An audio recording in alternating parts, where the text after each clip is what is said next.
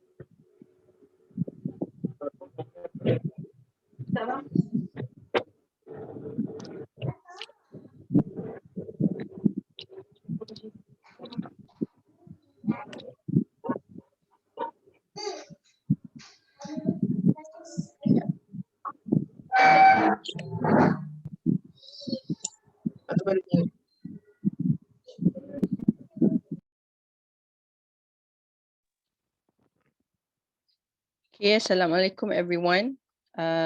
Thank you for participating in our Task 2 Essay Writing Workshop. Okay, thank you for waiting. We will begin shortly. So today our writing workshop will be conducted by Madam Nur Afifah Othman, and she will be with you in a few minutes. All right, okay, please bear with us.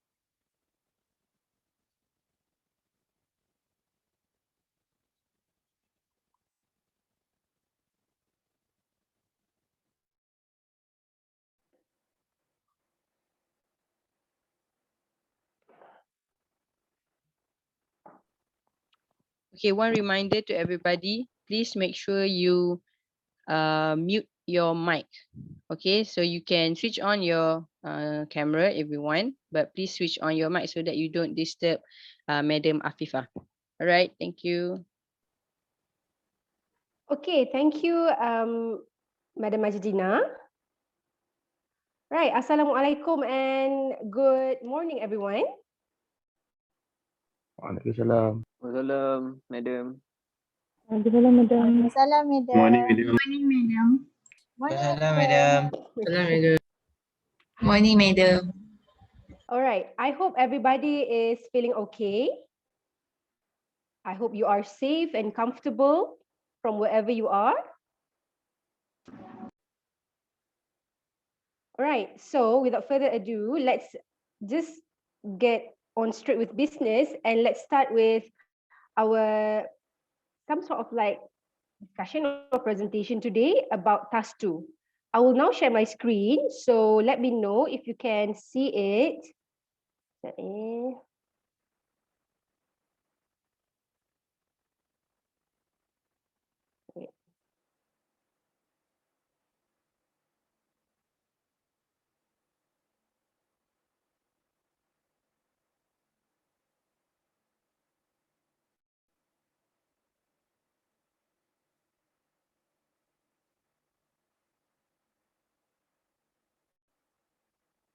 Right, can you see my screen now?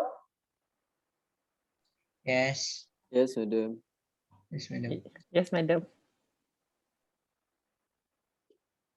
Okay, please let me know if suddenly you cannot hear me, or if I'm going too fast, or if you have any questions, you can just ask directly, or perhaps write it in the chat section. So later at the end of the presentation, we could go through the questions together. Okay, so for today, what we will focus on is we will look at the tips, strategies for answering your task 2 AC. But before that, okay, before we start with the structure, with the format, I would like to just show you what would be the assessment criteria of your AC. Meaning, when examiners mark your AC, what will they look for? I think you are aware that different courses require different passing band. For example, for Arabic courses like BA, IRK, or MACOM or ARCOM, they require an overall of band 5 for writing. Okay, but to be safe, you should at least score 6. The co-host asked you to start with the call. All right. The passing band for the writing band, you must score a 5. This is for BA, IRK, ARCOM, MACOM. But for speaking and reading, it is safe for you to, especially for reading, it should be a minimum of 6, right? And for speaking, it should be higher than 5. For science courses, right, the passing band for writing is 5.5, but you cannot get all 3 5.5. That will not pass you. Okay, you need to score a 6 in reading and a 5.5 or higher for speaking. And for English courses like BEN and COM, the average should be a 6, and writing band should be a 6, right? So the band that we are looking at here is around 5, 5.5 to 6. So what is a band 6 criteria? Oh, but still white screen. Yeah, sorry. Sorry, yeah.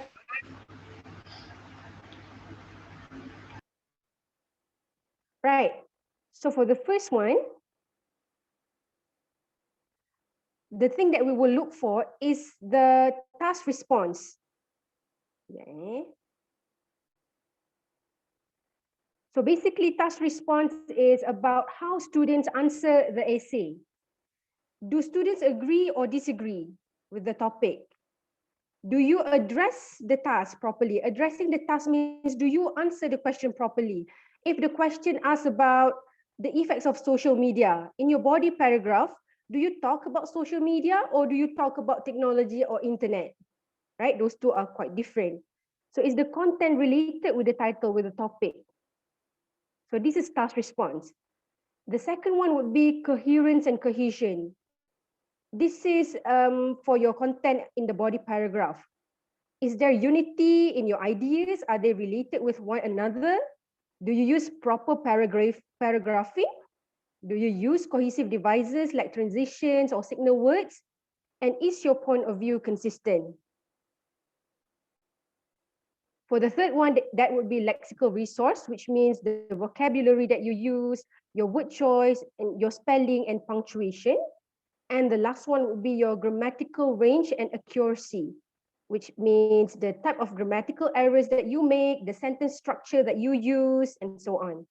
So these 4 are the assessment criteria. Okay, what I will show you next is what is a band 6 criteria.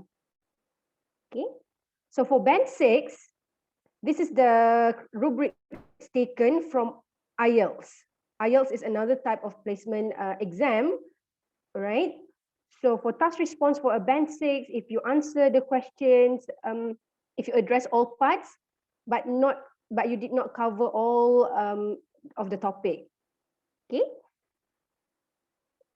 If you have your main ideas, you have your main ideas, but it might be inadequately developed or unclear. See, even for a band 6, it's not a perfect essay. It doesn't mean that for a band 6, for you to get a band 6 essay, you must write an error-free essay. But then again, you should be careful with your errors, meaning you must minimize your errors. Okay. For coherence and cohesion for a band 6 essay, it says you use cohesive devices effectively, you use referencings clearly. Referencings mean your point of view, the usage of pronoun in your body paragraph. Okay, and then for lexical resource, if you use adequate range of vocabulary, you try to use less common vocabulary, even though it might not be accurate. There are some errors in spelling or word formation, but we can still understand the essay. It does not impede communication. Okay, this is band 6. And also for grammatical range and accuracy, you use a mixture of simple and complex sentence form. There are some errors in grammar, but they rarely reduce communication. Okay. Right, so that would be the 4 aspects, and in order for you to score a passing band, there must be a balance. I mean, you should cover all 4 aspects, right? You might score high in some aspect like lexical resource, but then you write 5 paragraph, you write 6 or 7 paragraph, then you might score very low at organization or task response. So it has to be balanced, right? I think most of you are quite good with your language already. So what you should focus on is the unity in your writing, your paragraphing, and also the elaboration of your ideas. So after this, what we will look at is what are some of the common errors that students make in introduction, in body paragraph, in conclusion, and general common and other common errors in general.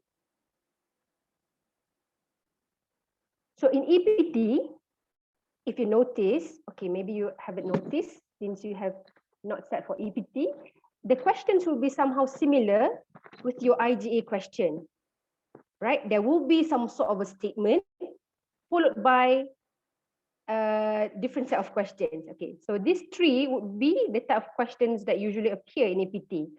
A statement followed by question like, do you agree? What is your opinion? And what do you think? Okay, so you have to really understand that these are the type of questions that usually come out. A statement followed by these questions. So the structure for a task 2 essay, I think everybody knows this already. I am just refreshing your memory. Okay. There are 4 paragraphs in total, and you write at around 250 words. 250 words is not really that long, right? Plus minus 10. So you need to have structure in your essay so that you don't write something that is relevant to the topic. And when you have structure, it prevents you from overwriting or underwriting. Okay, what we will look at next is the individual component. We will start with introduction first, move to body paragraph and conclusion. So I'm also very confident or very sure that you have learned this before in class. This is the structure of your introduction, the funnel or the inverted triangle formation, where you start with your introduction with the general statement, followed by a specific statement, and the most important part of your essay that make or break your essay would be your thesis statement.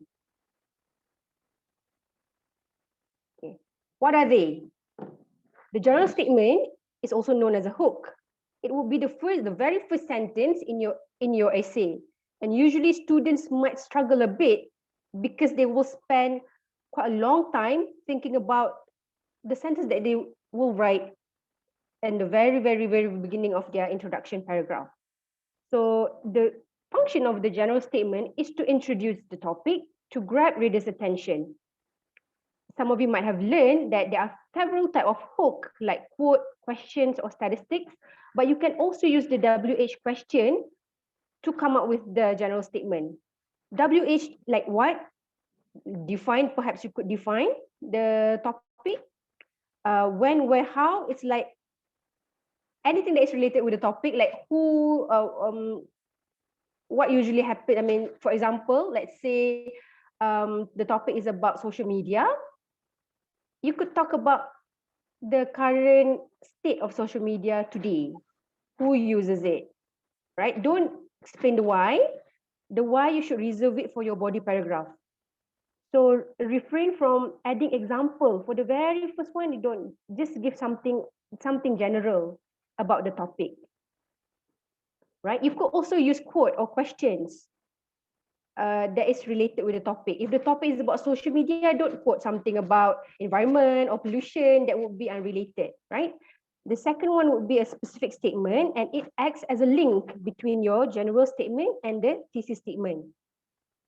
Okay, so if the topic is about social media among teenagers, general will be about social media in general. The specific, you should link with teenagers nowadays. And the very last one would be your thesis statement. This should be at the very end of your introduction paragraph, right? It should contain your stand, your agreement. If the question asks for your agreement, you must agree or disagree. If the question asks for your opinion, you can just say, in my opinion, plus the topic, plus the two main ideas. All right. You should also try your very best to construct a parallel thesis statement. You will see more, okay, what is a parallel thesis statement later, and how things can go wrong in the introduction paragraph. So this would be the most basic thesis statement format. In my opinion, social media has more negative effects because your main idea 1, your main idea 2. Or if the question asks for your agreement, I disagree that social media has more negative effects because your main idea 1 and main idea 2. Okay. The third one would be you do not write the topic, but you just write the statement. I agree with the statement because 1 and 2. It is very, very important that you have the two main ideas in your thesis statement. Okay. Usually, if your thesis statement is wrong, then the whole body paragraph would be affected as well. That is why it's super duper important to come up with a good thesis statement. And you must include your main idea here. You cannot just say, I agree that social media has more negative effects. Habis. And usually, if you don't have the main ideas, things might go wrong in your body paragraph, even if you have good command of the language. Right? So now let me just show you. These are some of the errors made by real students. Okay, anonymous. Sorry, these are just the errors first. One of the most common errors, students do not have a general statement. Usually what they tend to do, they will just copy the question and turn it into their statement. Or sometimes they will just start with the thesis right away. The first sentence would be, I agree, terus. Okay, so that is one of the errors. The second one would be, sometimes students have no thesis statement at all. They don't express their stand. There are no two main ideas. Remember, in order to achieve a passing band, especially in the task response, you must express your stand, especially if the question asks for your agreement. Do you agree? Do you disagree? So you have to agree or disagree. The third one, a minor one, would be unparalleled thesis statement.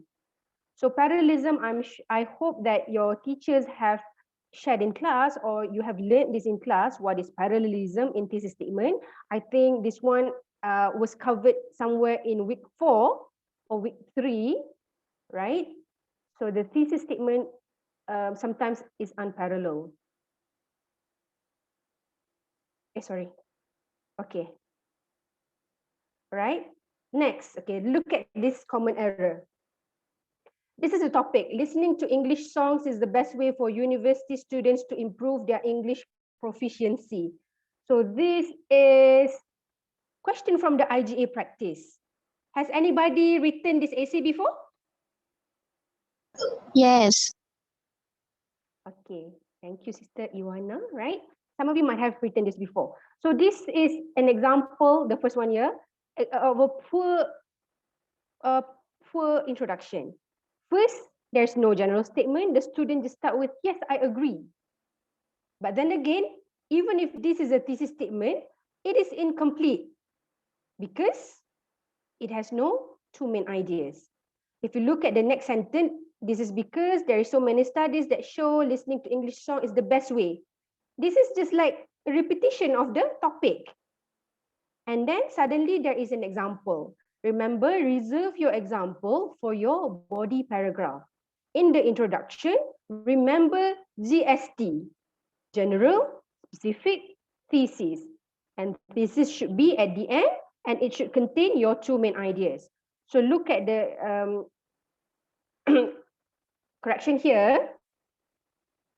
So it says you can come up with something general about music first. Okay, because the topic is about listening to English songs for students.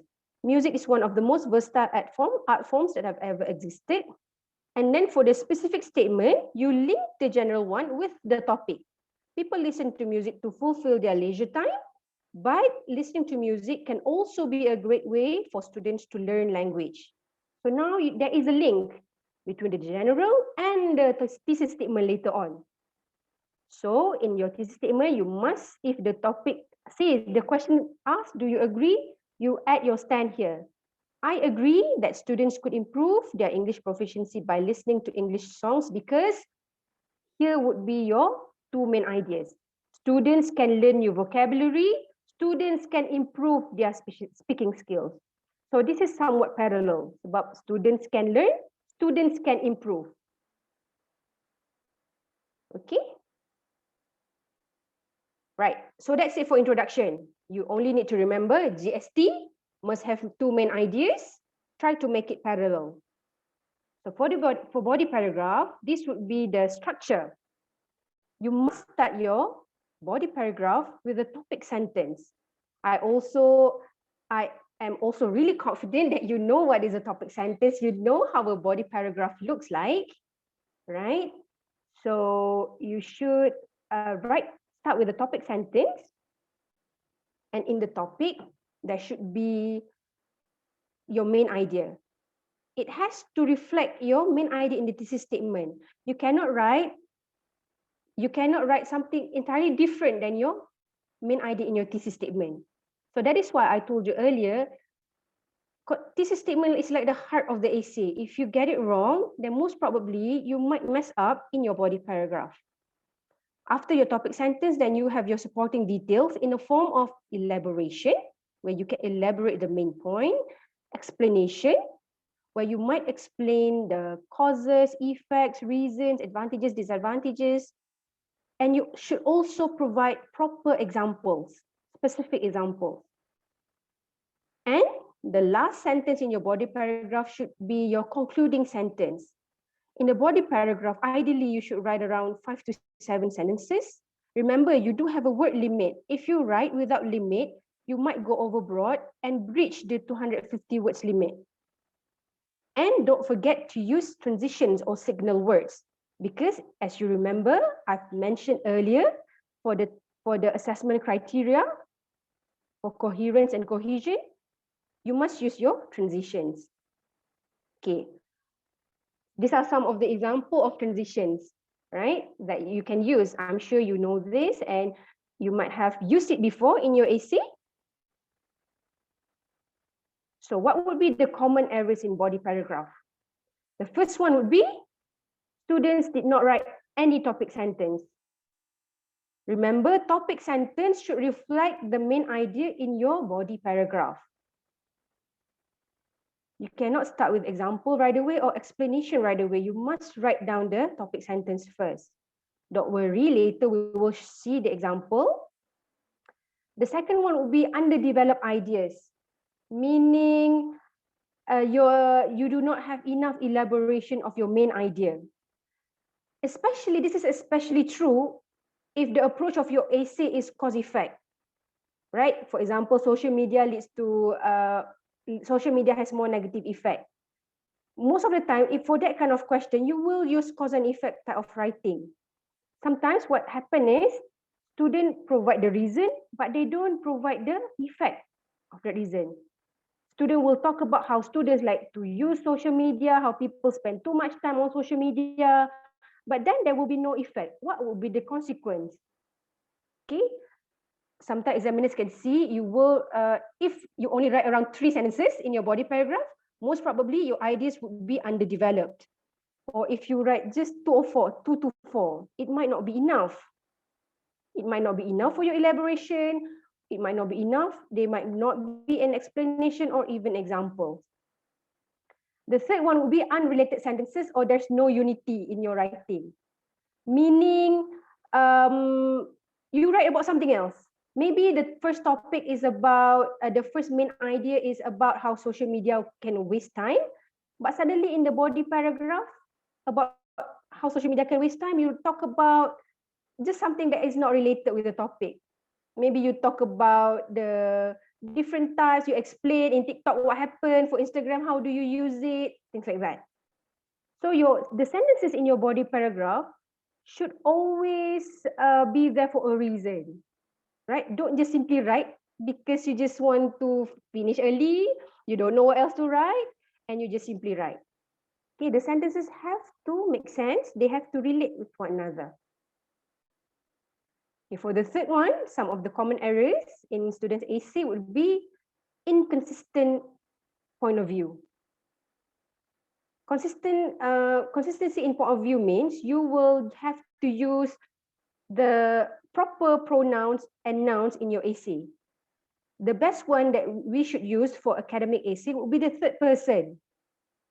They, their, or when you write, give your body paragraph a proper subject. Are you writing about students? Are you writing about people in general? Are you writing about teenagers? And try not to use we too much.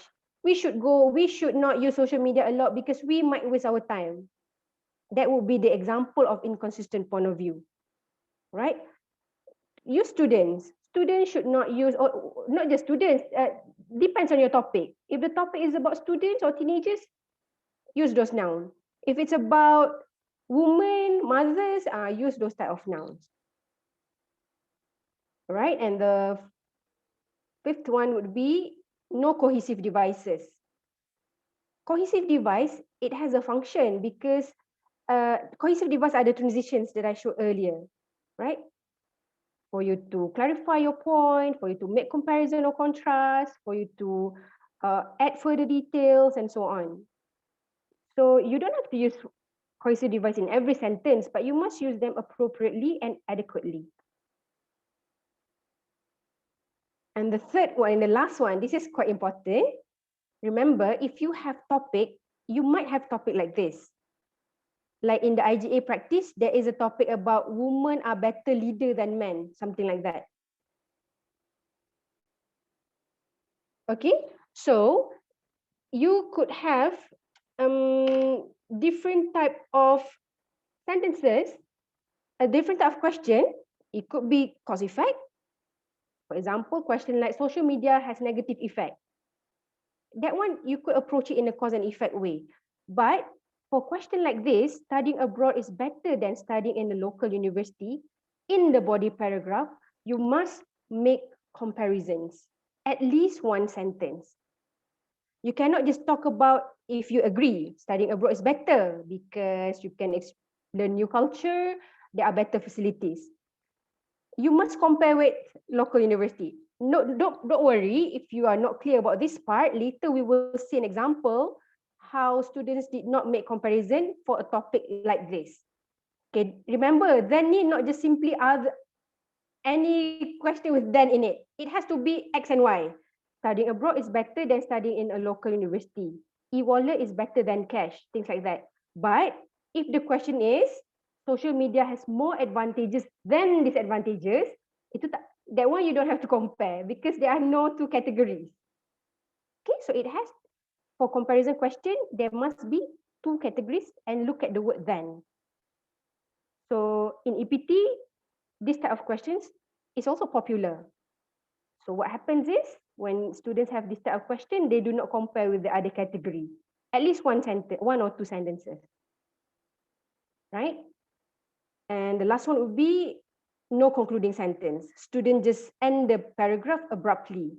Sometimes they just end with example. And then they just move forward with the next body paragraph. Remember, start with a topic sentence, end with a concluding sentence. And the concluding sentence should reflect the topic sentence. It's just the easiest way for you to write a concluding sentence is to paraphrase your topic sentence or move the clauses, move the subject, right? For example, take a look at this body paragraph. This body paragraph is based on the introduction that I showed earlier, the one about listening to English songs. Remember, in the introduction, there is no thesis statement. So you see the first sentence here, this ideally, by right, it should be your topic sentence. But then, if this is a topic sentence, it's very long and it includes example. Your topic sentence, it has to be precise. First, it should reflect your main idea, and it cannot be very long like this. Rather than saying we can remember the vocab and grammar that we hear in the music, you could just say listening to English song is good because we can improve our vocabulary. So that would be more precise, right? And then if you can see in the here in the second one, their pronunciation might get better. This is like quite a different idea than vocabulary. So to achieve unity in your body paragraph, you focus on one idea and you elaborate it. Try not to write too many different ideas in the body paragraph. Okay, you focus on your main idea in your thesis statement. And if you can see, third sentence onward, in the 2010s, people didn't really use YouTube, Spotify because it's not famous. Most of the students say it's frustrating and boring. There's no music as sound background. We are lucky because music are well known, so our study session is not going to be boring. Now, the trouble is it related with the topic?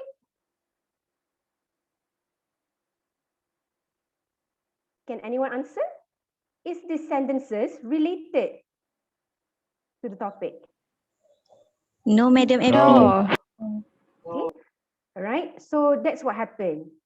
So if this is not related to the topic, again, it will damage your task response, coherence, cohesion. Okay. So what you should do is, remember, write relevant details. Okay. Before you achieve your proper thesis statement, that is why it's very, very important for you to brainstorm first. When you get your topic, don't start writing right away. Spend around 2 to 3 minutes, jot down as many ideas as you can. And then just choose, and then when you do that, you can actually group some ideas together. Okay? Afterwards, you just choose the 2 strongest main idea, or choose the main idea that you are familiar with, that you can elaborate well, that you have knowledge of, right? So brainstorm, choose 2 main idea, construct your thesis. If you have a strong thesis statement, you will have a strong topic sentence.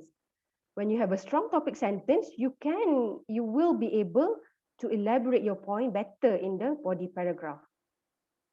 Again, here there's no proper concluding sentence. Also, they can be more focused and happy while studying. Habis, that's it.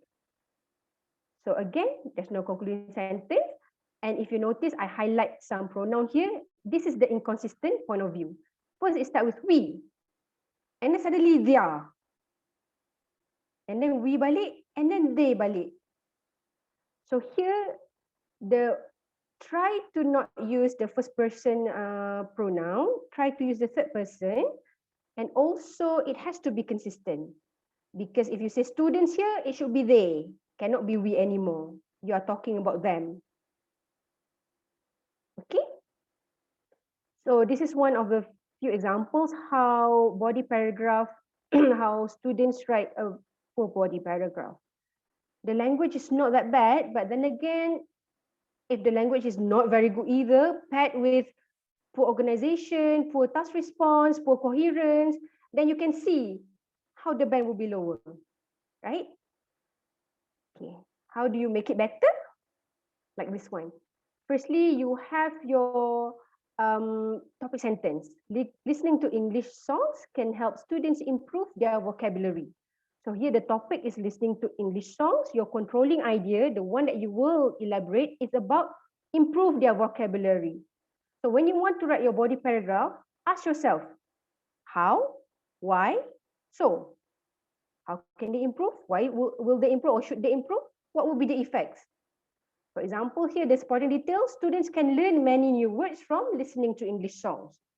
Moreover, they can use these words when conversing, when talking with their friends, or they can use it for academic purposes.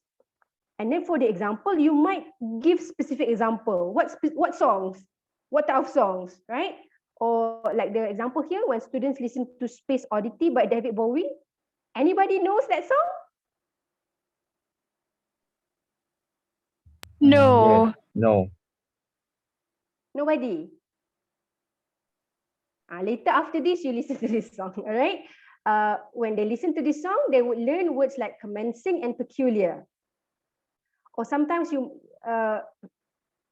some of my students write this type of essay, they would just write the title of the song. They don't, you don't have to come up with like, but if you could give the example of vocabulary, then it will further strengthen your main idea, because it says improve vocab. Improve vocab means you learn new vocabulary, or you learn new vocabulary.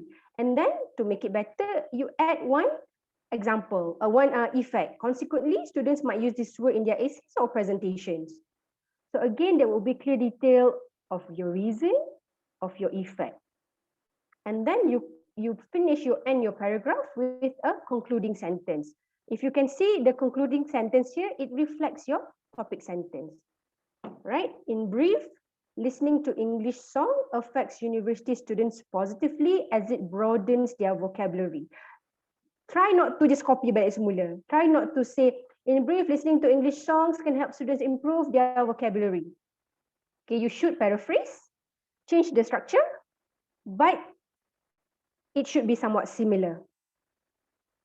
Okay, you cannot say, in brief, listening to English song makes student happy, something that is not related with the topic sentence or the main idea in the first place.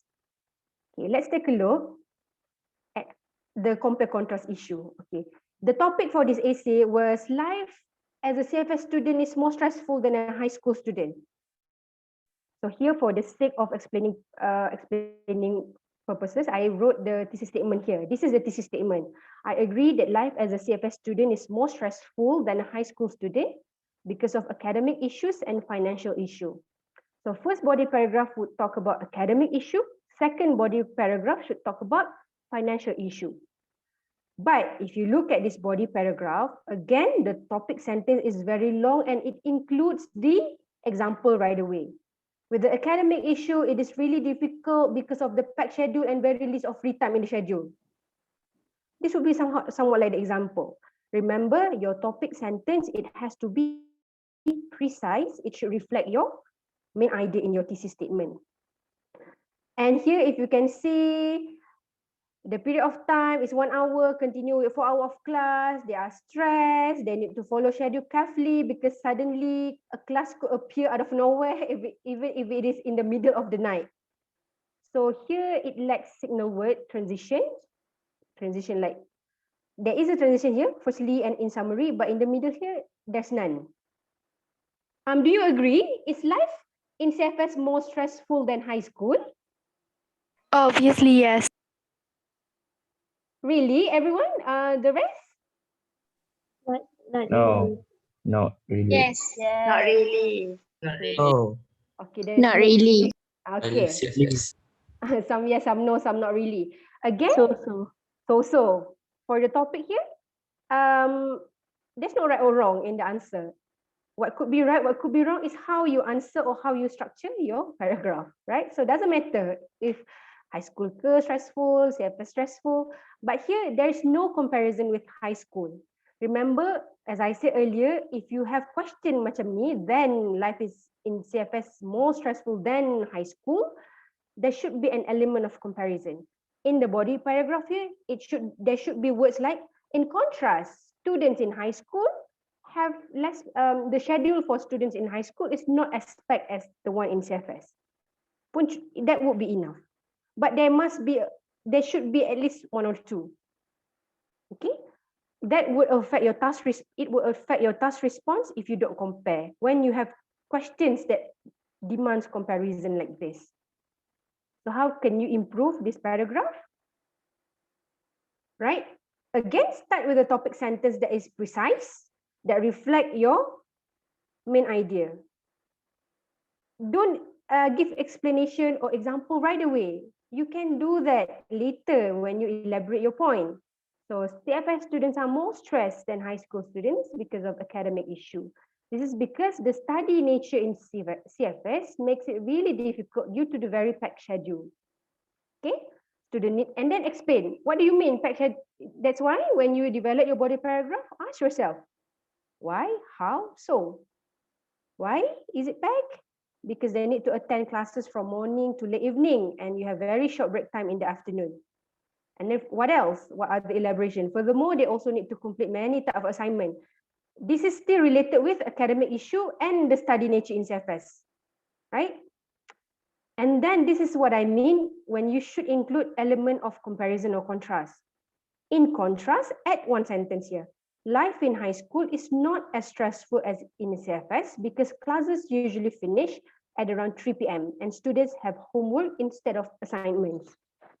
Okay, you could ideally also add another sentence here to further explain how life in high school is not as stressful as life in CFS.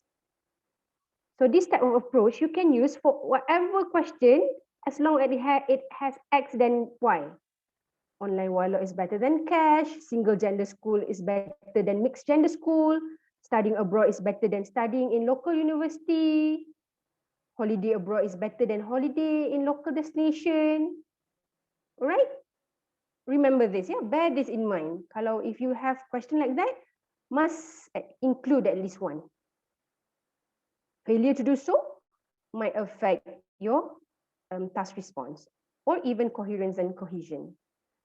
And then you end your body paragraph with concluding sentence. The signal words that you could use therefore like this, or in short, in brief, in summary, overall. But it should signal that you are finishing your body paragraph. The body paragraph is ending. And here, if you see academic issue is one of the reasons why CFS students are more stressed than high school students. Again, it reflects your topic sentence. Is everybody okay so far? Yes. Okay, madam. Madam. Okay, I madam. think this is not very different than what your teacher has been teaching you, right? Yes. Right. Yes. Yes, madam. Yeah. It's the same mazhab anyway. So, okay.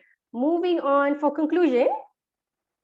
You have your introduction, GST, you have your body paragraph 1 and 2 with topic sentence, supporting details, and also concluding sentence. Now for the conclusion, what you must do is you have to restate your thesis statement and add 1 or 2 more sentences that show recommendation, suggestion, or any general final comment. So, common errors in conclusion. Look at this one. In conclusion, listening to English song is the best way for university students to improve their English proficiency. Again, the problem is no restatement of thesis. Why no restatement of thesis? Because the thesis statement did not exist in the first place. Do you see now the importance of your thesis statement? How it could greatly affect your body paragraph, your concluding paragraph, and the whole of your essay in general, right? So here what you should do instead, you must restate your thesis with the 2 main ideas, and you must add at least 1 recommendation or final comment. For example, like this one, you restate your thesis. In conclusion, listening to English songs has positive impacts on university students as it improves their vocabulary and listening skills. Thus, teachers are advised to include English songs in their syllabus. For recommendation or final comment, it could be anything general, as long as you did not include suddenly new example or new idea. Suddenly you want to say, this is because listening to English songs make you happier. Or you would speak like native speakers if you keep on listening to English songs. Something that is entirely new, not mentioned at all in your thesis statement or body paragraph. Okay, so don't do that. It should be something general,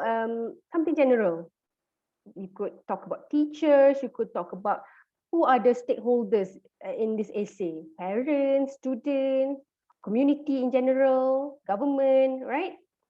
So again, for the conclusion, do not include any new examples and must restate your thesis statement. Okay, now I would like to talk about just other common errors.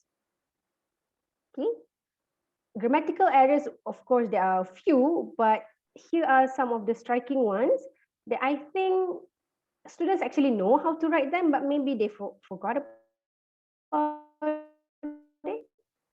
The first one is about sentence fragments. Can anybody tell me how many types of sentences there are? Anyone?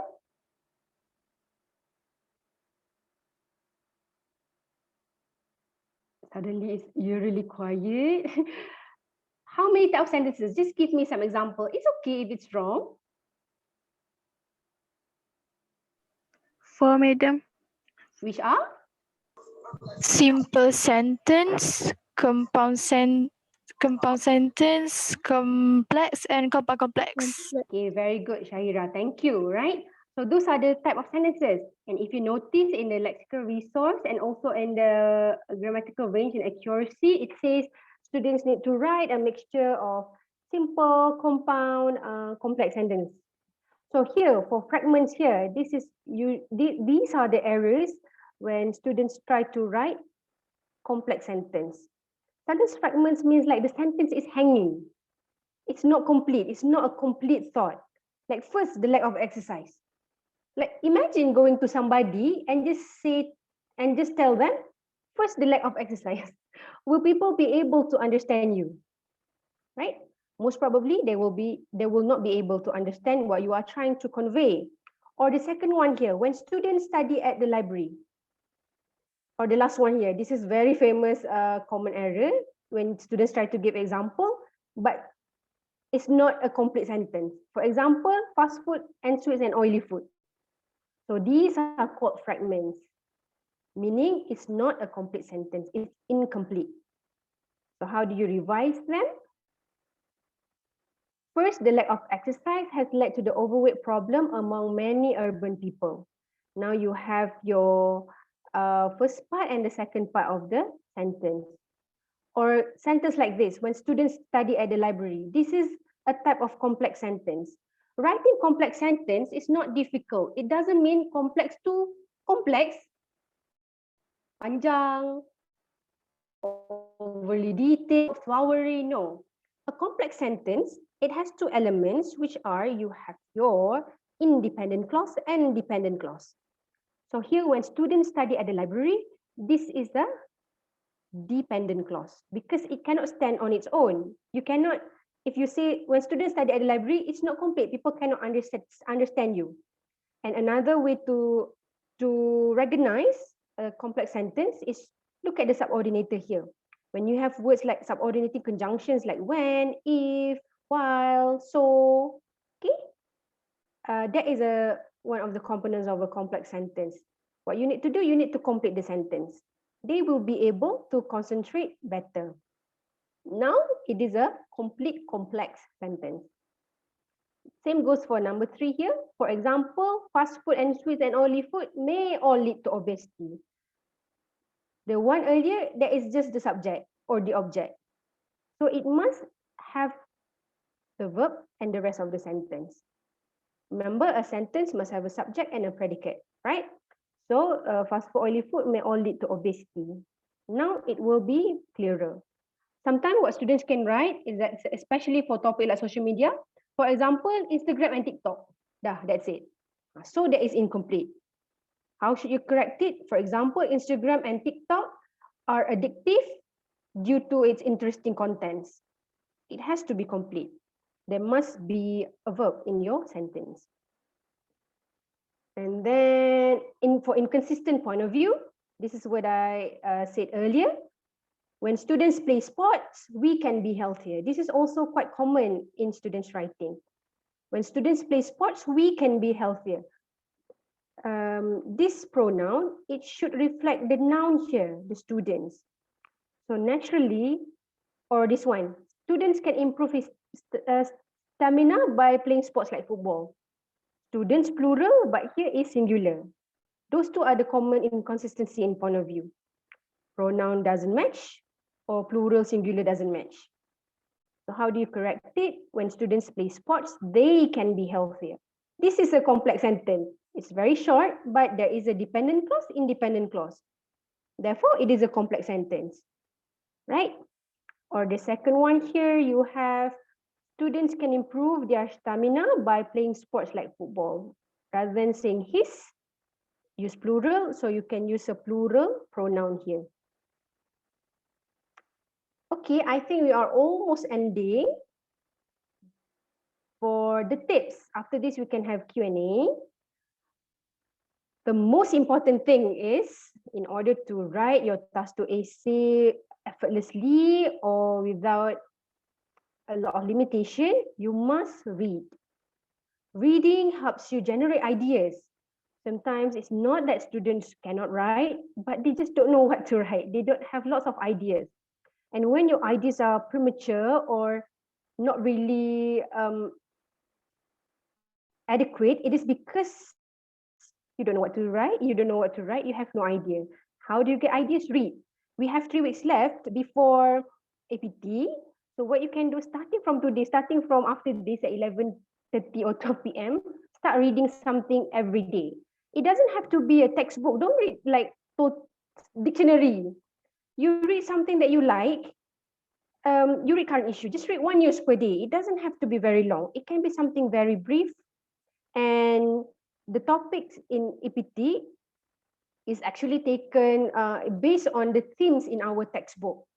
Okay, it is of current issues, and the themes in our textbook, if you have been using it, it would be something about health, travel and culture, education, gender issues, science, technology, youth and gadget, media and entertainment, nature pollution, social issues, and right and responsibilities. So try your best to read something of that theme every day. Just spend like a few minutes. You don't have to spend your whole day reading. Kau dah siap mission belum, Aziz? Okay, all right. Firstly, you have to read. Important. And then brainstorm first. Do not rush your writing process. You brainstorm first, find the 2 main ideas, construct your thesis statement first. Write it somewhere else. Don't write your thesis statement right away in your introduction, because you will take time to think about the general statement and specific statement. So try writing it in pencil somewhere in the question paper. Don't write it in the essay paper, right? You just construct your thesis statement. That is the easiest one you can construct. Because sometimes students will spend so long apa nak tulis for the first sentence, right? So you must brainstorm, pick the 2 main ideas, group some categories together, right? And then the third one, like I said earlier, you construct a clear thesis statement. Thesis statement, did somebody just conteng my slide? Okay, thesis statement, your thesis statement has to be strong. It is the foundation of your essay. Are the 2 ideas parallel? Are they the same? Sometimes students will write similar main idea. For example, listening to English songs improve their proficiency because it improves their vocabulary. They can learn new things. That is quite dangerous because it's quite similar. Most probably what students will do in the body paragraph, they will keep on repeating their points. Right? So choose, brainstorm first, think of as many ideas as you can, pick the 2 strongest one or the one that you can explain well the most. Focus on unity and coherence. Sometimes you already have your main idea, but you have no coherence. All right, remember coherence and cohesion. Coherence is like your building that you need to build. Okay, the cohesive devices or your sentences are the bricks. Okay, sometimes you could have enough bricks, but if it's not coherent, if there's no unity, and then you want to construct a house, but you construct something else. You just construct a wall. It's not enough. It's not complete, right? So what do I mean? Focus on unity. It means you discuss only one main idea from the beginning to an end for the respective paragraph. Okay, and then you must stay true to the topic in your topic sentence. Don't deviate. Students might also get overexcited, especially when they get topic that they are familiar with, like topic about social media, internet, gadget. Usually students tend to get overexcited and they have so many ideas at one time. They will write every different things in the body paragraph. That is why brainstorm first. Choose your main idea and then construct your thesis statement. Therefore, you will be able to achieve unity in your body paragraph, right? So coherence means you must hold everything together. The sentences must always reflect one another. If it's in a cause and effect, if you use a cause and effect approach, you should mention it appropriately. I remember there was one time, one of my ex-students, the topic was about playing truant. So what students did was, the topic sentence, when students play truant, they will become a murderer. So I asked, macam mana ponteng sekolah play truant, you can become a murderer?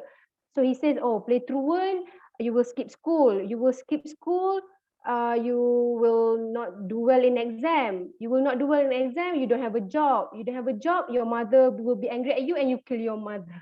So you see, when you want to explain, there should be a clear sequence, especially for cause and effect. If you say social media waste time, how? Why?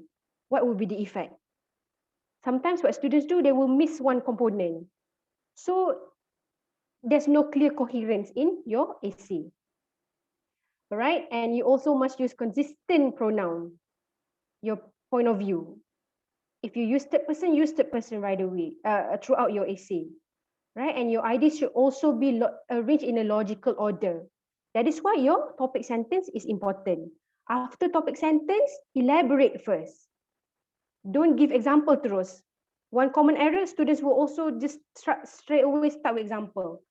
Okay, for example, firstly, using social media waste time. This is because student will spend 3 or 5 hours on Instagram, macam tu. Terus bagi explanation, example, no. Elaborate first. Why do students waste time on social media? Right? Because is it interesting? Is it attractive? Right? Why is it attractive? Because there are many videos that you could watch. Because there are many people you could stalk on Instagram. Okay? So, and then give example, and then what will be the effect? So this is why you need to have a focus. If you focus on students or teenagers, so when students spend too much time and they will not do their homework, as a result, they might not do well in their examination. Then you can see a clear sequence of cause and effect, reasons, elaboration, and so on. Right? Use transitions and signal words properly. Remember, if you do have no transition at all, right, that would be dangerous. Or if you use transition for every single sentence, firstly, then moreover, then in addition, then in contrast, then nevertheless, don't use it for no reason, right? It should serve a purpose, especially when you want to clarify, when you want to show consequence, when you want to add details. Right, the next one would be vary your sentence structures. Use both passive and active, right? Use complex sentence, complex compound, mixture of simple compound, complex and complex compound. And also your vocabulary, don't repeat the same word. Okay, don't just say waste time, waste time, waste time. You can say spend too much time, students did not use their time efficiently, right? There are different ways. You can talk about the same thing in different ways. So how do you achieve this sentence structure and vocab? It brings back to the very first one. You must read. You cannot memorize vocabulary. Nobody does that unless they are like, I don't know, super genius or something. They see and they scan the paper, they can retain all the vocab in their head. What you must do, you must read. Okay? It's very difficult for you to write if you don't read. Okay, and that is why Iqra is also the first thing that the Prophet asked, the malaikat asked our Prophet to do, right? So we should also follow the same principle. Read first, and reading will definitely help you. The last one, the most important part also, edit your essay. If you spend time to brainstorm, you must also spend time to read your essay again, look for errors, strike them up, liquid, or correct them. Okay, don't be too afraid to read your essay again, fearing that you might think that it's so bad, you want to rewrite again. No, just be confident in yourself, right? Tawakkal. If you have taken the enough steps or proper measures to write an essay, just read again. Who knows, you might notice errors like can writes. Remember, after modal verbs, it should be followed with a root verb. And then you write other S because you are, you usually do that. But suddenly you remember, oh, after modal verb, you must write a root, you cannot have any tenses. So you padam the S, right? So that will be it. Okay. I thought there will be only a few people, not like 187.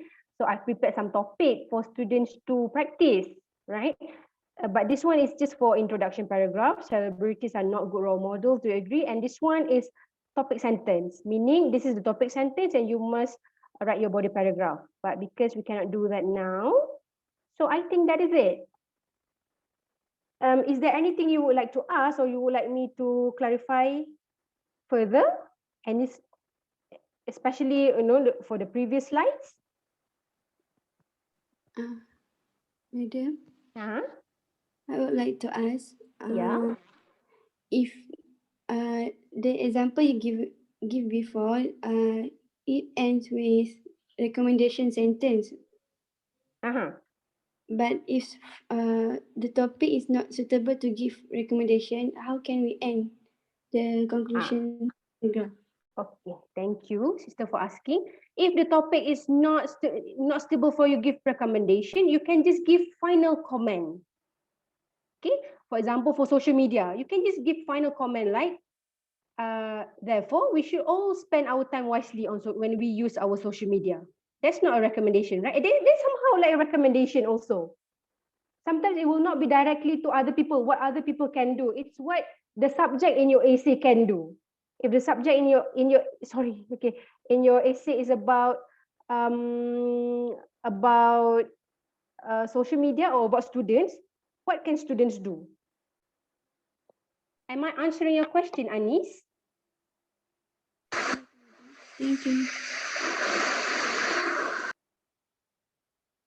Is that okay, Anis? Okay, madam. Okay. Thank you. All right. For somebody say, may I ask, can social media topic be compare and contrast? Boleh, tapi social media versus other thing. For example, social media is better than writing letters, contohnya lah. Right? Or watching movies at the cinema is better than watching movies at home. Macam tu.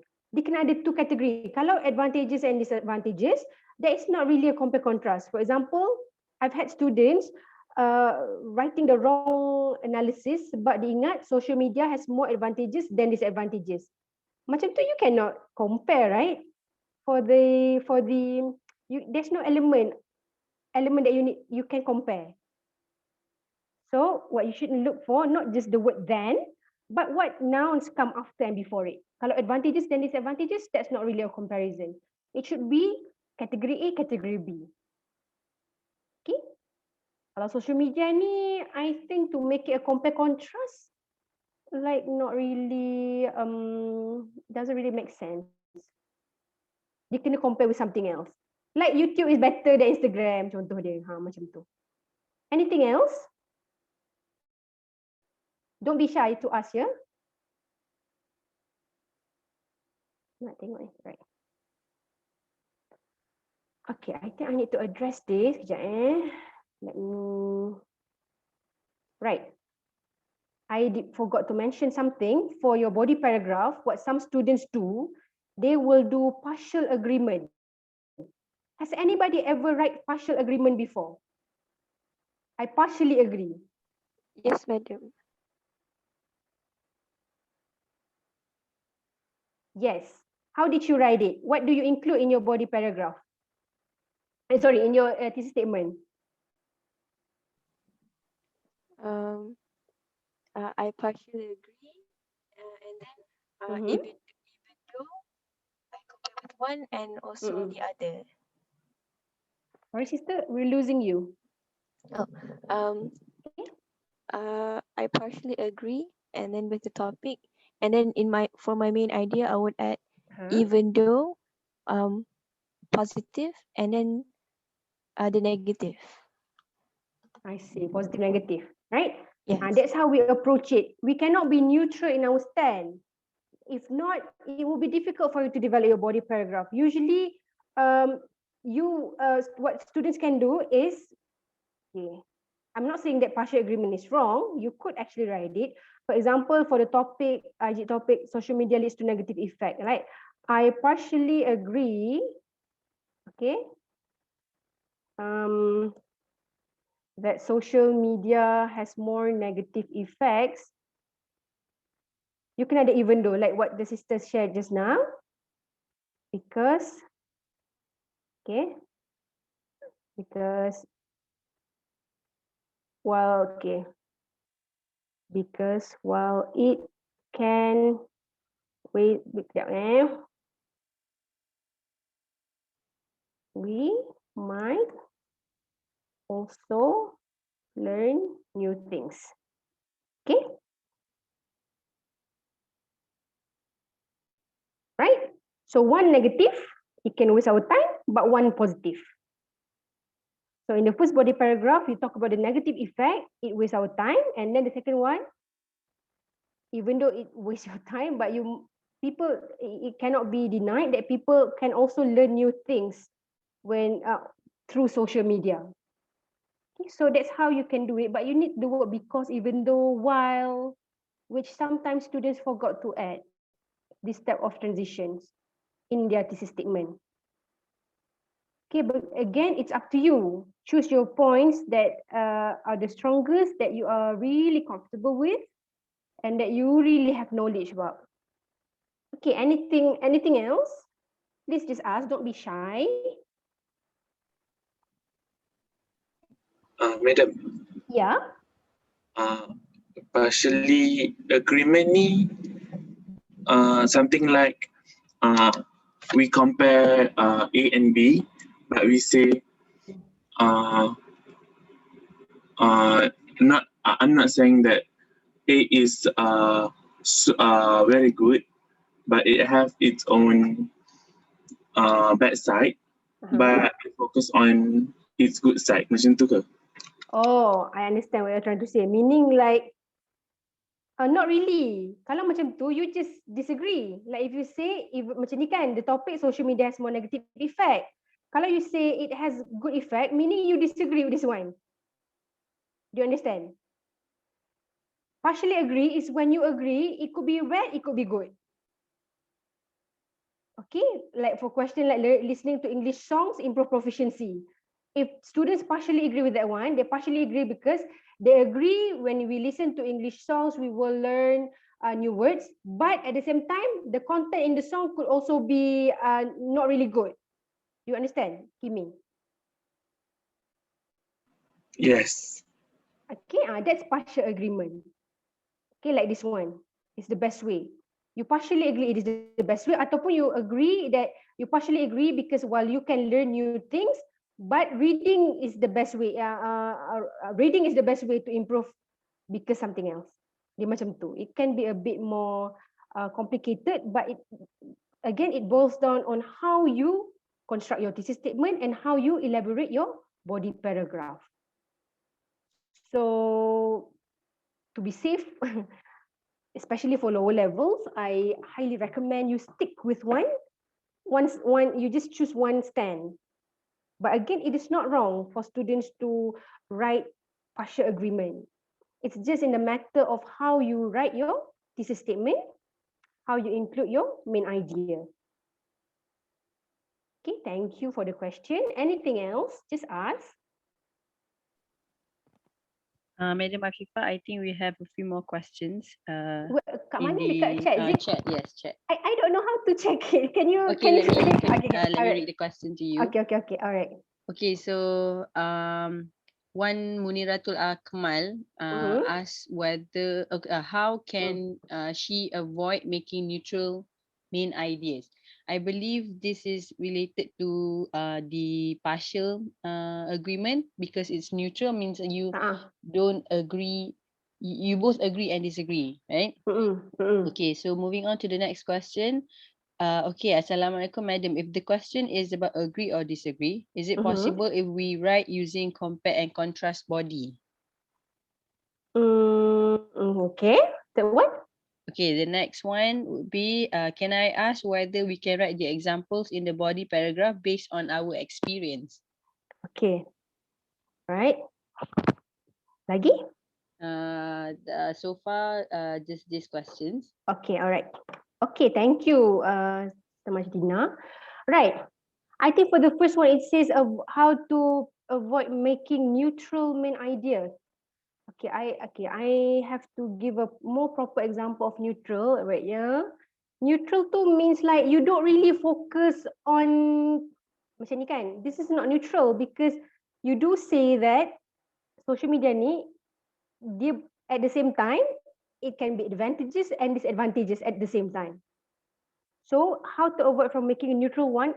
You think about satu benefit, one disadvantages, one advantages. That is if you choose to partially agree. If you don't choose to partially agree, you just focus on the negative or positive. Like this one, I partially agree. Kalau you totally agree, you cakap it waste time, it cause depression. Or if you disagree that it has negative effect, you talk about its positive effect. You can stay connected with your friends, you can learn new things. Okay, that is why I highly recommend just solid agreement or disagreement, so that you can come up with the body paragraph or the main idea easily. But again, if to prevent from having neutral one, you think about two strong one negative one positive one. Okay. For the second one, it says can agree disagree become a compare contrast. Okay, it's not the, remember like I mentioned earlier in the EPT statement, in EPT type of question, you have a statement first. The one that determine whether it's compare contrast or cause and effect is not the question here. It's the statement. Kalau macam the topic like learning, mana tadi, let me go back. If the topic is like listening English song is the best way, okay, there's no compare and contrast. So usually you will write cause and effect. That is why you need to pay attention to the statement. Statement is things like this. For example, tadi, life in CFS is more stressful than life in high school. This is the statement. The questions, do you agree? So doesn't matter, question do you agree ke, what is your opinion ke, but you must look at the statement here. Is the statement a compare contrast statement? Right, not the question. The question could be do you agree, could be in my opinion, but in your body paragraph, you still need to compare with the other category. Is that clear, fellow students? Yes. Yeah? Question dia sama je, do you agree or in my opinion? But the one that will be different is the statement here. It could be something like this, yang ada the word then, and ada dua kategori. You can identify the category, which is CFS and high school. Then in the topic sentence you agree, or kalau opinion, you don't have to agree. You can say, in my opinion, life in where is more stressful. Because why? In my opinion, life in CFS is more stressful because 1 and 2. Or in my opinion, life in high school is more stressful because 1 and 2. Macam tu. Or other topic would be like studying abroad versus studying in local university. Okay. Studying in a local university. Again, doesn't matter what the question is, whether do you agree or in my opinion, in your opinion, right? Okay. Again, the one that matters is the statement, the title itself here, right? So you have abroad, you can see the word then, you can see local university. So that are the two things that you compare, despite the type of question, regardless whether it asks for your agreement or for your opinion. Kalau agree, it will be just like, I agree that abroad is better, or I disagree that abroad is better. Kalau opinion, in my opinion, studying abroad is better or studying locally is better. And the last one, examples based on experience. You actually could, but it also has to depend on how you write it. Remember, as I mentioned earlier, try not to use first person. So you could use the personal experience, but you change the subject. Instead of I, you can say some people, some students, some teenagers. You understand? Yes, madam. Thank you. All right, no problem. Because if we use personal experience, most probably we will use the first person pronoun. We will use I. For example, when I was in high school, I really enjoyed it because I macam tu. So just try to change the point of view in your writing. For example, students might find high school more enjoyable because they have more free time. It is still about you, about your personal experience, but the way you write it should be in the third person pronoun. All right, is there any more questions, Sister Dina?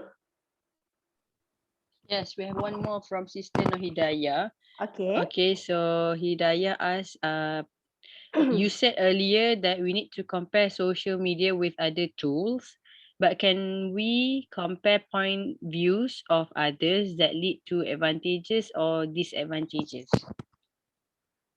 Social media with other tools. Okay, Okay, actually, I I think did one not. of the examples you gave just now. Okay, yang tadi tu because somebody asked, can topic like social media become compare contrast?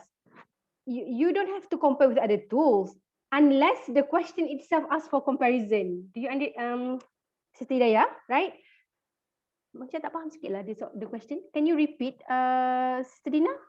Point of view of? Okay, I'm not so sure what she meant by compare point views of others that leads to advantages or disadvantages.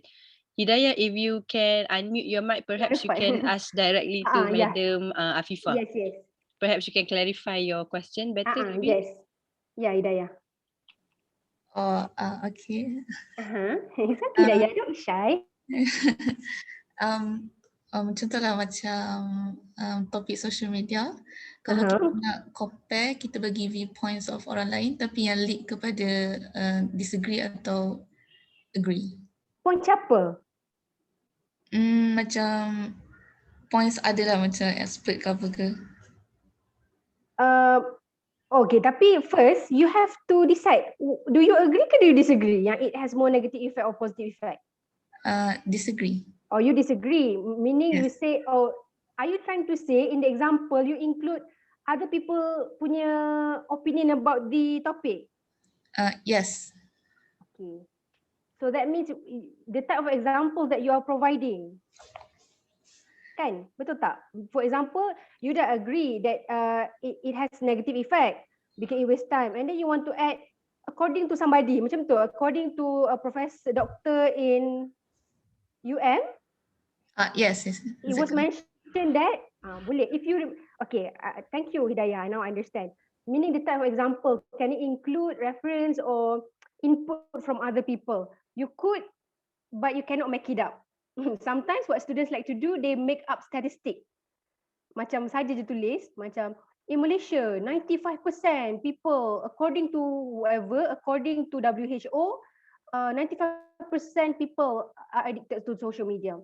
You could include points like that, but it has to be accurate. Maybe you, before the exam, you read something, okay?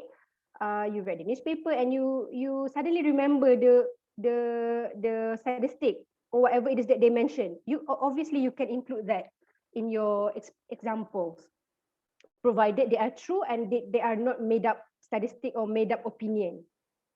Okay, you can say like according to according to health expert, right? It was mentioned that using too much social media can lead to depression. You can use that obviously if betul, if the fact is correct. Is that okay, Daya?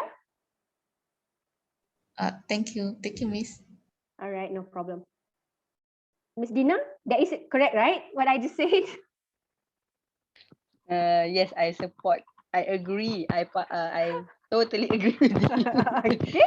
Okay. So far in the chat box, we don't have any question, any new question. Perhaps students, if you have further question that you want to you want Madam Afifah to clarify further, you can just directly ask her. We still have time before we end the session, so please take the chance to ask any questions that you want. Okay, don't be shy. Yeah. Ask or tip. Yeah, Yes. or if you want to share tips, to your fellow friends, how maybe you scored very high band in your writing, you have already scored band 6, band 7, and you would just like to share your tips with your friends, especially on how to improve language, how to improve vocabulary, grammar. Please share them with your friends. Okay, Madam Afifah, we have one new question from Sister Nurul Nabiha. Okay, Yes. so she was asking, can we write Quranic verse as elaboration or example in the essay? Quranic verse. Yes, you could. You could also use Quranic verse as your general statement, as your hook here. Because if you notice here, I write quote. So the quote here could be a song, could be a hadith, could be a Quranic verse, but you don't have to write it in Arabic or anything. You can just write the translation to further support your detail. Usually, I think it will be very difficult if you just use it as the main elaboration, but it could supplement your elaboration of detail. For example, if you want to talk about wasting time for the effect of social media, okay, you say that it wastes time because it's attractive, it's addictive. People will get carried away when they start browsing their Twitter or Instagram. Then you can supplement. Moreover, it was mentioned in Surah Al-As that the translation of the Quranic verse or any hadith. According to Sahih Bukhari or Muslim, just a short one. Okay, Sister Nabiha? The rest, if you don't want to ask verbally, you please type the question. I think that is less scary than just like talking in front of people. But please take this opportunity to just clarify whatever it is that you want us to clarify with you. While I drink my coffee. Epi, there's a question Anything from my else, Miss Tina? student. Who's that? Tasha, Tasha. Tasha lah. Oh my gosh. Yeah, Tasha. Tasha, I'm calling you Uh-huh. Tasha, right? There's a question from my student here.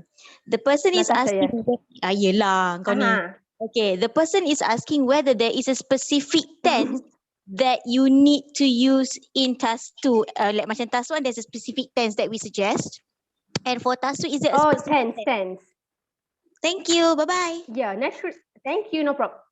Naturally, when we write about our opinion, we will naturally use present tense, right? So try to be consistent with your tense, and most of the time you will use present or future tense, like students will, students are. Okay, so this is not really like a reporting. You can present it as your opinion as you are writing. Therefore, the most appropriate tense to use would be the simple present tense. Is that true, Miss Dina? Sorry, I was texting with another teacher about the next session. Who's not Okay. All right. Sorry. The usage of present tense in the body paragraph. Yes. All right. I think that is the most appropriate tense for us to use, because when we make statements, we want the statements to stay relevant to the present time.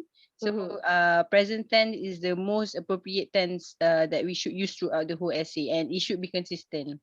Yeah, present and perhaps an element of future, perhaps especially in the recommendation in the final comment part of your concluding paragraph. Yes, true. I Alright. agree. Anything else, Dina? Macam ada blinking Okay, dekat yes. Another one from Sister Sisti Mahfuzah Aida. Okay, so the question is, if the question asks for our opinion, but in thesis statement we write I disagree or agree, will our marks be deducted? Okay, I think that will not. Okay, kalau the question asks for opinion but you agree, that should be okay, right? If you don't use the phrase opinion but you agree, because that is your opinion. Your opinion, you agree with the statement. But if the question asks for do you agree, then you must write down agree or disagree. Kalau in my opinion, you can write both. Tak payah write both, you can write either one. You can just start with in my opinion, life is more stressful, or you can just say I agree, life is more stressful in CFS. Sometimes what students do, they will write both. In my opinion, I agree. That's quite redundant. So just choose one. Tapi ingat, when the question asks for your agreement, you have to agree or disagree. Okay?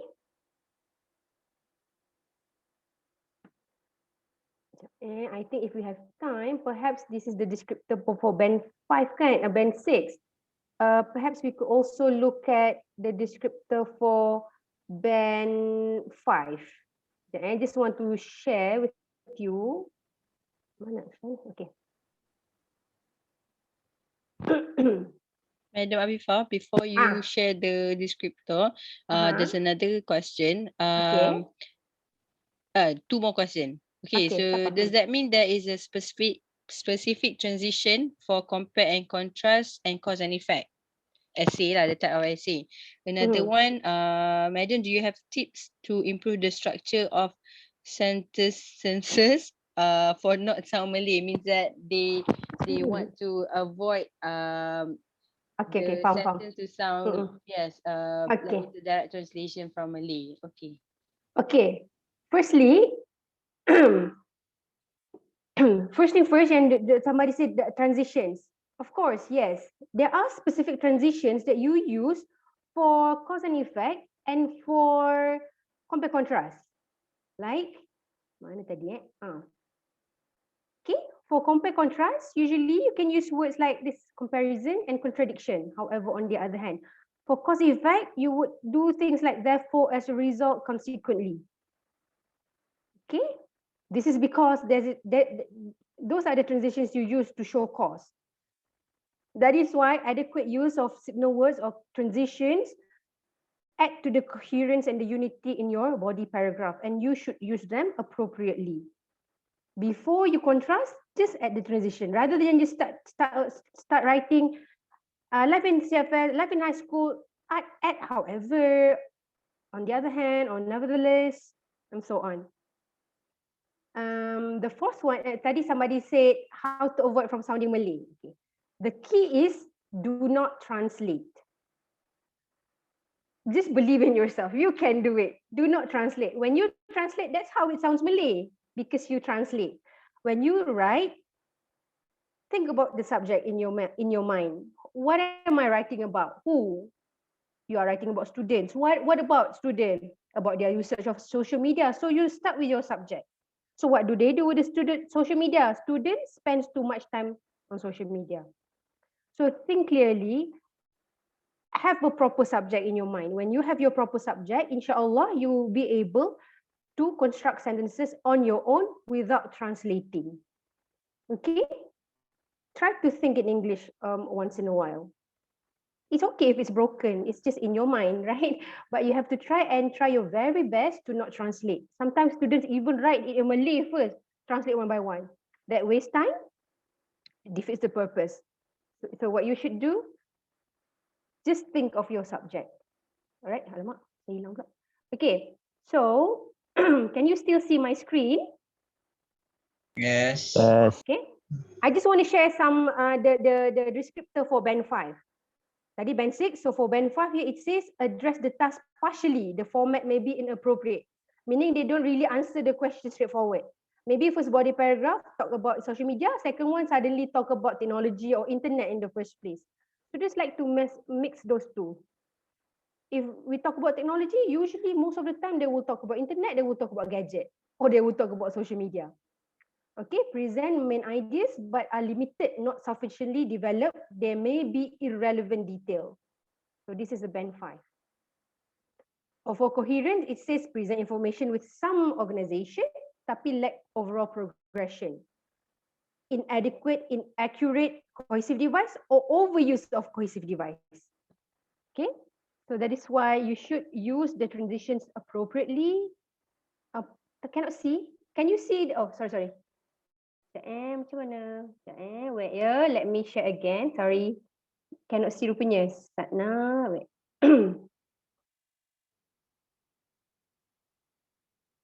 Alright, okay. I hope you can see it now. Can you see the ni? Boleh kan? Yes. Okay, for coherence, cohesion, right? You underuse or overuse the transition signals. and then maybe repetitive because lack of referencing and substitution. So you keep on repeat the topic, the subject, and you don't properly use your point of view. May not write in paragraph, or paragraphing may be inadequate. Now, this is where you just write one body paragraph or more, 3 body paragraph. Okay, and then for band 5, lexical resource, limited range of vocab. But then again, it's minimally adequate, cukup.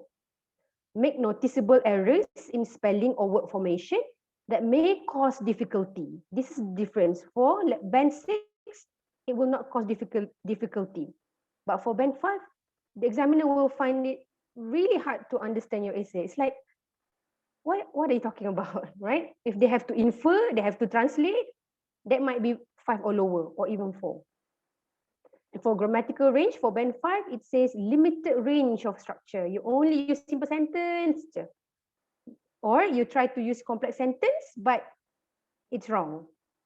Okay, again, itu pun band 5, not band 3 or band 4. Okay, may make frequent grammatical errors. Punctuation is like your capitalization, your comma, period, and so on. Okay, errors can cause difficulty. So this is the difference. For band 5, it causes difficulty.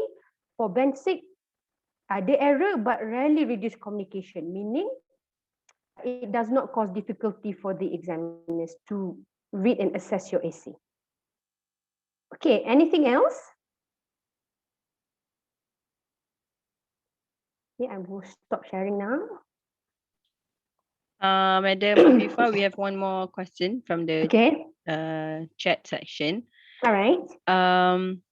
How to properly rephrase or paraphrase thesis statement for conclusion and concluding sentence without making it lengthy? Okay, all right, thank you for the question. So to paraphrase without making it lengthy, what you can do, you can rearrange the sequence or the subject object, right? Meaning, what you should do is, okay, all right. For example, macam ni kan? Sorry, the wrong one. Right? You can use different words like this one. Listening to English song helps students improve vocab. So here the paraphrase version for the students. Listening to English song affects students positively as it broadens their vocabulary. Right? So you could try to find the synonym of some keywords in your topic sentence. And the keyword can usually be found in the controlling idea here. Like here improve, here broadens. Or you can rearrange them and say enhance vocabulary is the effect of listening to English song. You can terbalikkan. If it's complex sentence, you can just rearrange the independent or dependent clause. All right?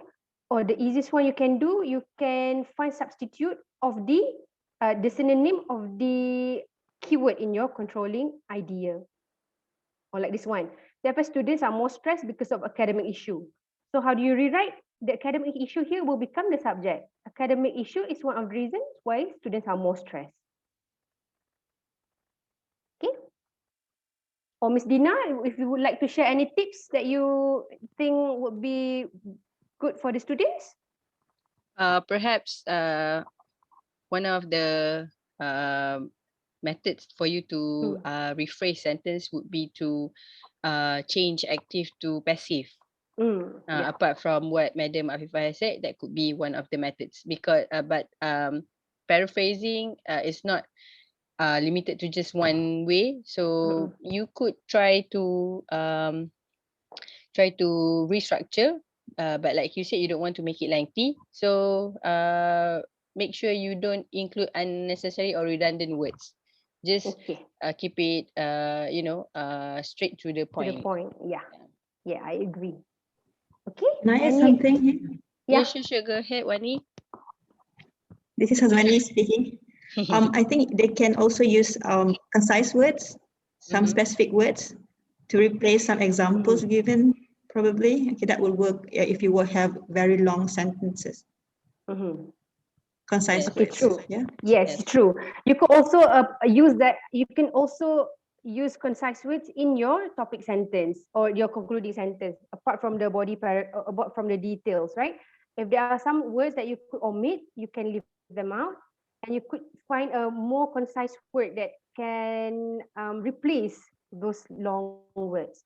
But usually, most of the time, the problem for lengthy sentence is not just words; it's the type of idea that you include in your topic sentence.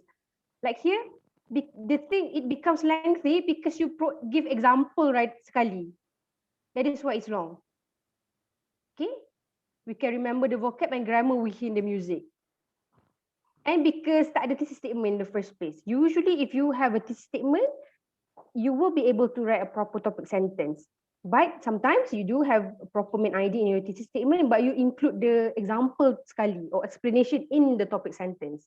That is why it is long. Oh, yang macam ni. Macam ni, kan? It is really difficult. There is a main idea, academic issue. But then you include the because sekali terus, kan? The pack schedule and list of free time ni. So try not to give example right away. The example can come later. So the first one here should just somehow reflect the idea here and the topic. Okay, students are more stressed. This is the topic, and this is the controlling idea because of academic issue. Lepas tu baru you explain about the details, elaboration, explanation. Okay, anything else, Miss Dina? Okay, I think no, and we don't have. We have. Oh, okay. Amir, brother Amir Muiz, was asking whether if you can share your slides with them. Share the slides. Yeah, sure. I will. Macam mana nak share, Dina? Perhaps we could share it with the teachers and the teachers could share it with them, or I will be uploading the recording of this session perhaps onto YouTube. So even if you don't, but then maybe they need the slides to The slide. study on their own. Email. Sure. Perhaps everybody, what you can do is I will, even though I know if suddenly 179 one at the same time will really kill me, but it's okay. What you can do is you can always email me at personally email. Okay, and then you can just share with your friends. I will give the PDF version at n_afifah@iium.edu.my. Maybe if you don't mind sharing the PDF version with the teachers, then boleh? Okay, true. maybe the teachers can then share betul. I the will slides with the make it students. available on Drive as well, or I will just give them the original copy so they can add and delete anything that they don't want or boleh want je to. kot. Sebab ni pun I did not write my name, so you can actually tweak it anyway any way you like, right? So later you could ask from your teachers as well. Okay, apart from the email. I think we will read one last question because it's almost 12. So Sister Izzati Hani is asking if it's okay to write the essay of more than 250 words. If Madam Hazwani is still here, perhaps she would like to explain. Who is screaming? Oh my God. Who is that?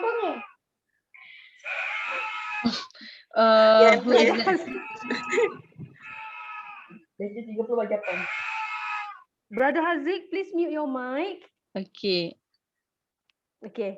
Madam Hazwani, would you like to share your input? Can they write more than 250 words? Can they write more than 250 words? I think, of course, the ideal word count would be 250. However, if they want to write more, it should not be like 10% more than 250, I guess. So give and take about 280 words. Ideal. I think that is why. Okay, thank you, Madam Hazwani. That is why you must write according to the structure. Sometimes students tend to really write very lengthy, very long essay because they don't have this structure, especially in the body paragraph. They tend to overwrite sometimes due to the flow of ideas. Suddenly you have like the abundance of idea in your mind, but you have to remember the sentences in your body paragraph, it should serve a purpose. The purpose is to elaborate your main idea in your thesis statement, right? If you think the the sentences are purposeful in helping you achieve unity and coherence, I don't think very long sentences mean it's good. Sometimes the more you write, the more mistake you tend to make. But that doesn't mean you only need to write 3 or 4. Even if you underwrite, it will not be enough. 3 or 4, most probably there will not be enough room for explanation or example, or even concluding sentence. So it should be ideal, right? Again, we rarely, try to stick plus minus 10 words, okay, in your body paragraph. Okay. Anything else? I can see like blinking question again. Ada lagi question, Dina? No more. The last question was about the recording.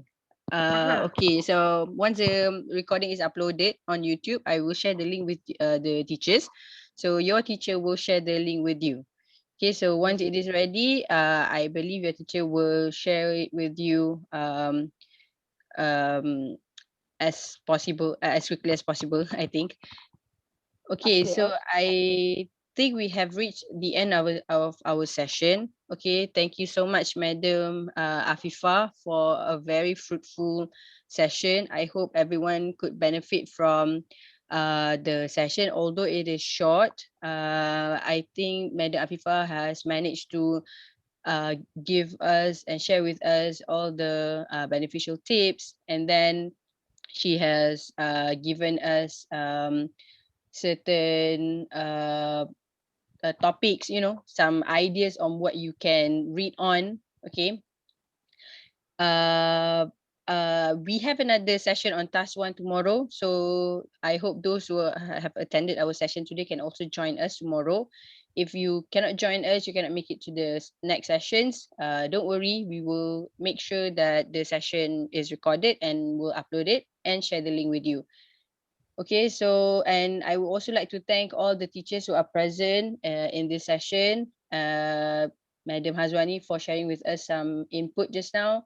And I think Brother Amar, who helped me to mute some of the students at the beginning of the session. Okay, and other teachers who were present just now, Madam Tasha, who shared with us one of the questions from her students. Okay. So thank you so much. Hope to have you and meet you again in the next sessions.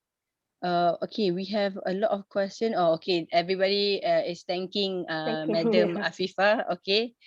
Okay, so let's end our session with Tasriz Kifara and Al-As. Right.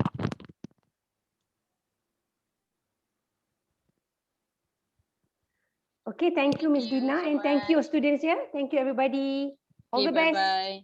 All right. Have a nice day, everybody. Assalamualaikum. Assalamualaikum. All right. See you again. Thank you, madam. Thank you, madam. Thank you, madam. Thank you, madam. Thank you, madam. Thank you, madam. Thank you, madam. Thank you, Thank you, madam. madam. Okay. Thank you, Thank you, madam. madam. Thank you, everybody. Bye-bye. Thank you, madam. Bye, madam. All right. Bye, P. Bye-bye, Tasha. Thank you, madam.